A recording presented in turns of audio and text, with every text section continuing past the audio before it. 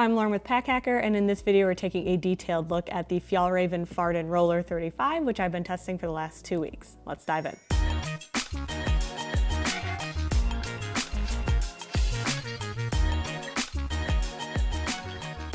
Aesthetically, this looks a lot like Fjallraven's other gear. We have the big logo in the center. We also have a couple of straps and attachment points on the outside here. And I mean, this color obviously is going to look a little bit more earthy, but I think it just has that sort of aesthetic to it, which is kind of nice.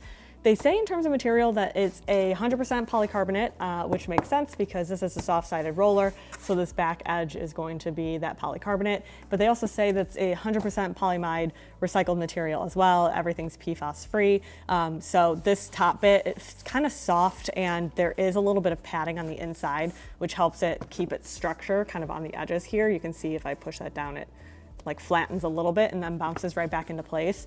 But it feels nice and durable. I don't have any concerns with longevity or like the material scratching up or anything like that, which is nice.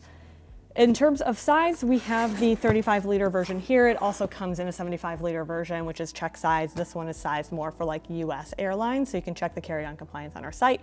As always, check your airline, check the dimensions of this to make sure that it fits, because sometimes, you know, if something looks too big and it doesn't fit directly into the actual sizer, then they could ask you to check it at the gate, which is an additional cost and nobody has fun.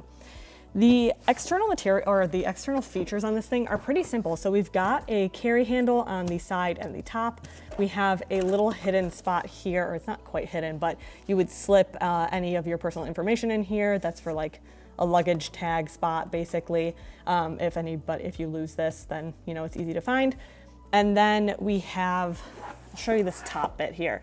This carry handle, you can see both of them are kind of like that. It's really just like folded up, almost like a nylon material, and it doesn't add a lot of carry comfort. Obviously, you're not going to be carrying this by the handle very often, but this thing does get pretty heavy once you have it all loaded out with gear. So this doesn't, you know, it's not the most comfortable, but if you're just grabbing it from the overhead bin, then it's perfectly fine, in my opinion. We also have some reinforcement along the edges here. It looks like that's just like bolted in. And down at the bottom, you can see a little bit of like the bolting mechanisms as well. This to me indicates that this is going to be easy to replace if a wheel breaks or something like that. These wheels do feel very sturdy. They're also very smooth.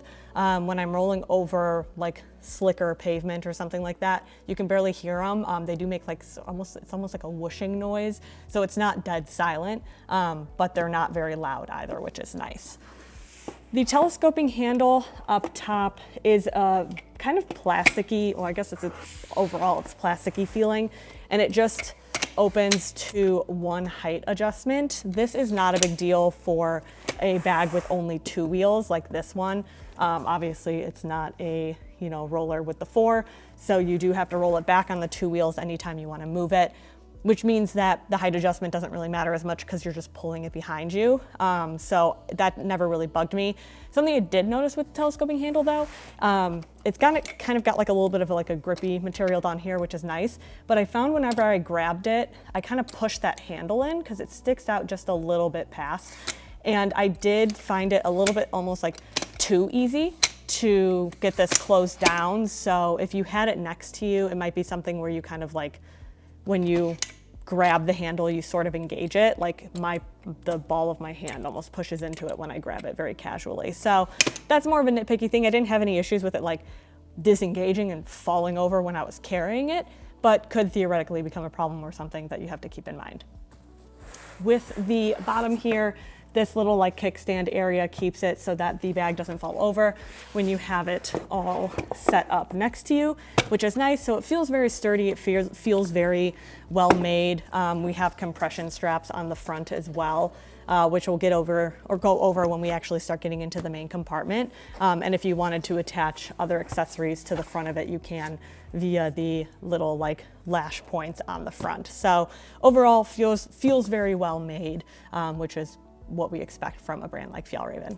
Like I mentioned, from an aesthetic standpoint, I really like the kind of outdoorsy look of this bag, and it functions very well. So very easy to get the handle to engage up. This bag is full, and I didn't have any issues with it like feeling like I really couldn't get it fully out of the like telescoping area. Sometimes they feel really tight to push in or pull out. No issues with that here. It is a little bit on the wobbly side. Like it feels almost like more plasticky, but we haven't had any issues with durability, so you know, could not be an issue long term.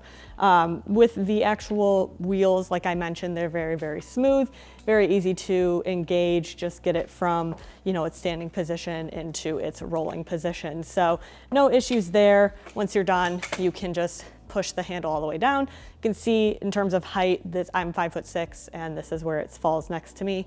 And then if you needed to grab it by its top carry handle, that's nice and easy, just not particularly comfortable because it's very heavy right now. If you're finding this video helpful, hit subscribe so we can keep making content to help you travel smarter.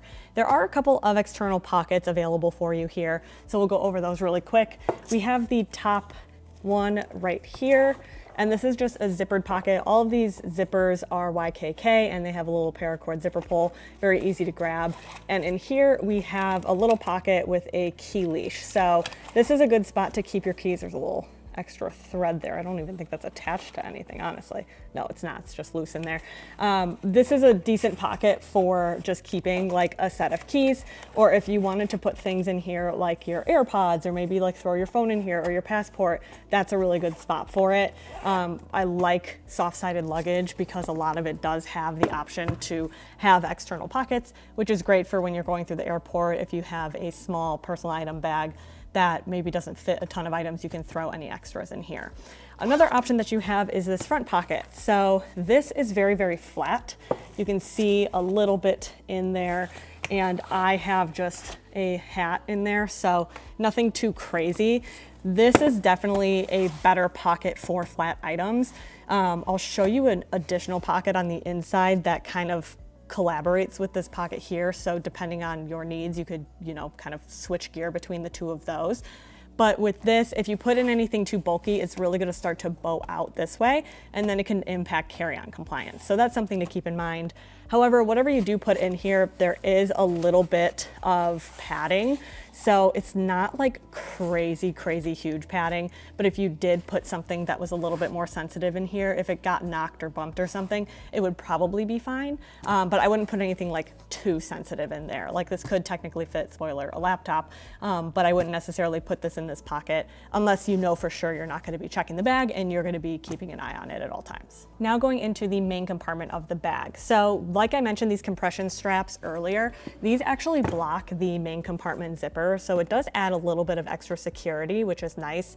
However, it is annoying because every time you want to get into this main compartment, you do have to unbuckle these. However, you can technically just open up this here and you can see these two zippered areas, one of which is holding a laptop. So remember that for just a second, because we're going to look at the actual compartment now. You can technically get those items that are up there out if you just unzip the zipper a little bit. But let me just open this here and you can get a solid look at everything inside. I would say those compression zippers are nice, like in theory, because if you overpack this thing and you really wanted to cinch it down, you could. However, they're not in the center, and I feel like even if you were to cinch it down on either side, I've noticed that things will bulge out in the center. So unless you have something to like push that down too, it's still gonna flag as being oversized if you try and get into a carry-on sizer at the airport. So something to keep in mind. This is the laptop pocket I was talking about. You can technically reach this from just like opening that top area. And in here right now, I have let me pull this actually, angle's weird for me.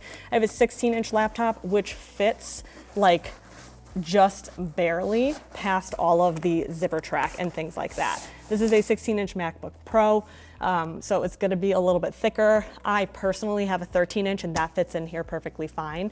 But you can see this pocket otherwise doesn't really have anything going on in there. So this is traditionally when I would be packing up a suitcase, I would be using this pocket for flat items like the hat that I had in here, but I would also maybe stick like undergarments in here or something like that.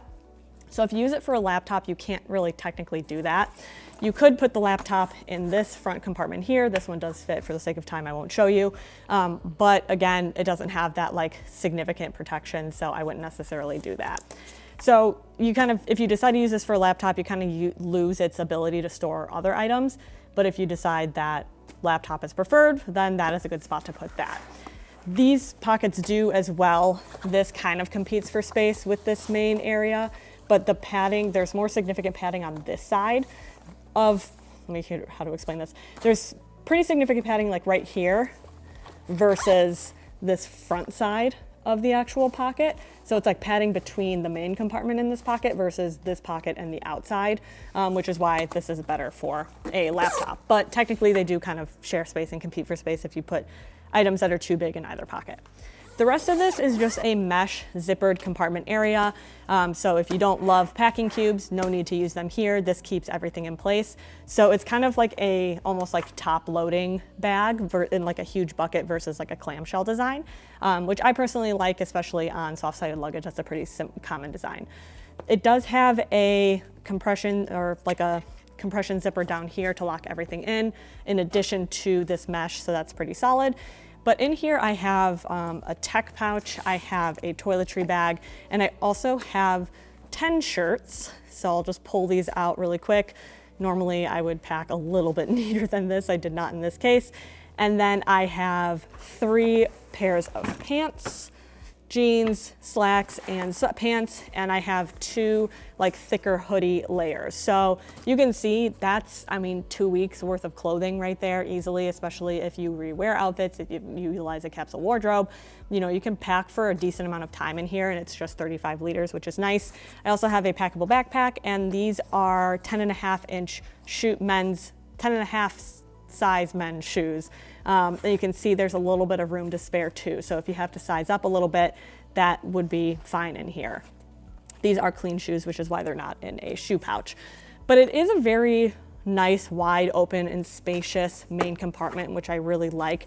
I felt like I wasn't really fighting this thing to try and get all of my items in here and making them fit and making them like not, I guess, be kind of flying all over the place. And then if you want to, you can utilize this pocket over here. It's just kind of like a drop pocket. I can put larger items in here, like, or honestly smaller ones too, if you really want to. And then if you don't want to use that, then you can just kind of tuck it off to the side. So you can fit a good amount of gear in here, like I mentioned. It's just a matter of making sure that it doesn't butt out too much on this top lid area, or else it can size you out of that carry-on compliance. So there you have it, the Fjallraven Farden Roller 35. Thanks for keeping it here at Pack Hacker, your guide to smarter travel, and we'll see you in the next one.